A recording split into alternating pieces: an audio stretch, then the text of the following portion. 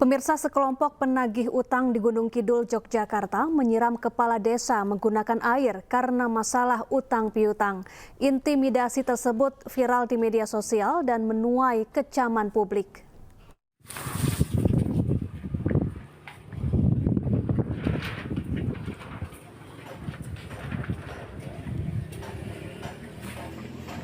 Inilah video viral saat Kepala Desa Krambil Sawit Gunung Kidul, Yogyakarta, Saptosari Sapio mendapat perlakuan tidak pantas dari sekelompok penagih hutang. Saat sedang duduk, salah satu penagih hutang tiba-tiba menyiramkan air yang mengenai seluruh badan Saptosari. Intimidasi ini dipicu masalah hutang piutang yang belum dilunasi Saptosari. Perlakuan tidak menyenangkan ini terjadi pada bulan puasa lalu di perempatan Legundi, Kecamatan Panggang, Gunung Kidul. Itu pada bulan puasa itu karena juga saya menahan emosi, nah makanya saya terus tidak lapor pada saat itu karena kondisi baru bulan puasa. Karena sampai akan terjadi melapor ini karena diviralkan sehingga banyak warga saya yang tahu dan semua tadi terkait mendukung saya itu. Sementara itu, pemerintah Kabupaten Gunung Kidul mengecam aksi penagih hutang tersebut yang kelewat batas. Saptosari didorong untuk menempuh jalur hukum dan mengimbau warga agar tidak terpancing. Maka kita pastikan Pak Lurah akan ditemani oleh solidaritas teman-teman dari Paguyuban Semar, dan saya pun bersama Pak Sekda dan seluruh jajaran akan selalu mengupdate kondisi Pak Lurah dimanapun berada. Kejadian ini dengan cepat menyebar melalui berbagai platform media sosial. Banyak yang mengecam tindakan penagih hutang yang dinilai mempermalukan seorang pejabat desa dengan perbuatan tidak pantas. Dari Gunung Kidul, Yogyakarta, Kismaya iNews melaporkan. Sekelompok debt collector melakukan pengeroyokan dan pengerusakan mobil di halaman kantor Polsek Bukit Raya, Pekanbaru. 4 pelaku berhasil ditangkap, sementara 7 pelaku lainnya masih dalam pengejaran polisi. Aksi belasan anggota debt collector yang melakukan pengerusakan dan penganiayaan di halaman kantor Polsek Bukit Raya, Pekanbaru ini viral di media sosial. Para anggota debt collector dengan brutal melakukan penyerangan dan perusakan mobil dengan pelemparan batu dan balok kayu. Tidak hanya itu, para pelaku mengeroyok seorang wanita yang juga berprofesi sebagai debt collector. Sehari setelah kejadian, polisi berhasil menangkap 4 orang pelaku, sementara 7 orang anggota debt collector lainnya masih dalam pengejaran polisi. Diketahui peristiwa itu dipicu dari cekcok antara debt collector. Korban yang merasa terancam melarikan mobilnya ke Polsek Bukit Raya, namun sampai di halaman Polsek, sekelompok debt collector tersebut menyerang dan merusak mobil korban.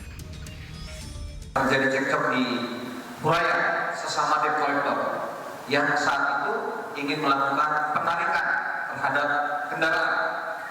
Kemudian sempat cekcok, kemudian terjadi keributan dan kemudian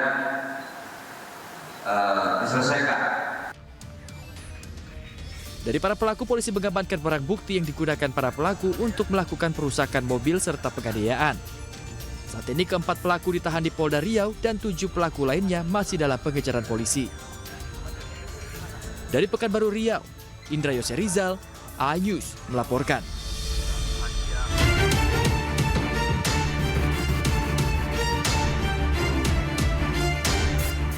Komisi 3 DPR RI mengundang mantan pemain dan pemilik Oriental Sirkus Indonesia yang biasa tampil di Taman Safari Indonesia dalam rapat dengar pendapat Senin siang. DPR menggali dugaan eksploitasi dan pelanggaran HAM terhadap mantan pemain. DPR meminta pihak OCI dan korban duduk bersama menyelesaikan kasus ini secara kekeluargaan. Jika tidak menemui titik terang, maka DPR akan membantu mengurus kasus ini ke penegak hukum. Ini kan kasus perkara sudah 35 tahun. Kalau ngomong dalam aturan penegakan hukum, ini udah kadaluarsa. nggak bisa ini barang. Cuman karena kan si pelapor mengharapkan ada keadilan, baik pengelola dan para pemain mantan sirkus itu duduk sama-sama untuk mencari titik tengah apa yang diharapkan oleh si para pemain sirkus dan si pengelola. Dan akhirnya saya minta kasih waktu ke mereka 7 hari. Kalau 7 hari nggak diselesain, maka silakan melalui proses penegakan hukum yang nanti akan kita awasi. Begitu. Sementara itu, kuasa hukum korban mendesak pelaku eksploitasi segera diproses hukum. Apalagi sudah ada laporan ke Komnas HAM pada tahun 1997 silam. Tetapi makanya tadi kami ingin kepastian, apa jaminan kalau 1 minggu ternyata tidak ada itikat baik. Toh rekomendasi Komnas HAM tahun 97 yang katanya sudah dijalankan. Tanya, ini yang melapor, mana Vivi yang lapor ini. Ini yang melapor ke Komnas HAM, ini yang disetrum vaginanya itu. 1 rupiah pun nggak ada itu kompensasi. Itikat baik apa gitu. Ini sudah 28 tahun. Makanya kalau memang tidak punya itikat baik, ayo. Selama ini pelanggaran HAM itu susah diadili. Kenapa? Karena pelakunya itu rata-rata instrumen negara. Tapi ini pelakunya adalah swasta. Main terapis. Sebelumnya, kisah pilu diceritakan sejumlah mantan pemain sirkus saat bertemu Wakil Menteri HAM Mugianto. Mereka mengaku kerap dianiaya, diberi kotoran hewan, dan tidak diobati saat mengalami kecelakaan kerja. Bahkan para pemain sirkus anak-anak dipisahkan dari orang tua mereka selama bertahun-tahun. Dari Jakarta, Tim Liputan iNews melaporkan.